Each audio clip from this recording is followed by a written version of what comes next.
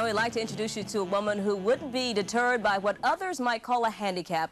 Her name is Aziza Bakouche. BET's Tiffany Masanti has her story.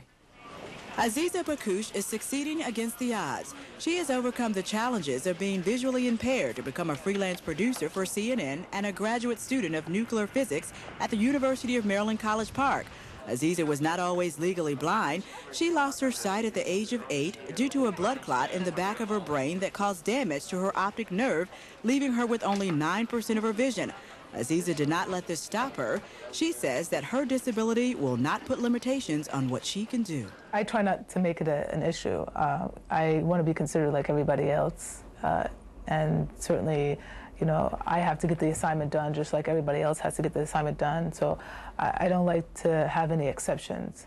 Aziza first started working for CNN under a fellowship called Mass Media Science and Engineering in Atlanta for 3 months.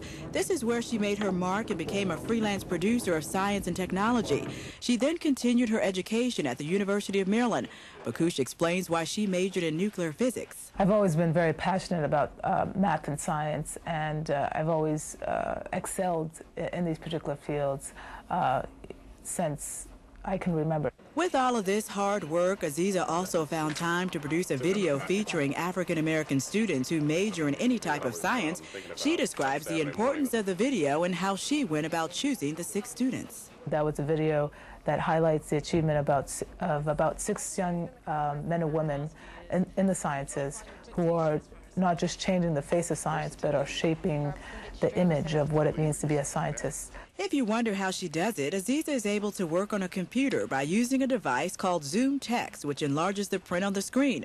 She is also able to type and log tapes at work, as well as looking up theoretical concepts on a piece of paper with regular-sized print by closed-circuit television.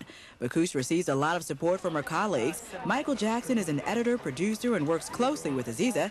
He is also a good friend, and he describes what he has learned from her. To be encouraged and to move forward and to not let things stop you. Aziza also receives support from her advisor, Tom Cohen, at the University of Maryland.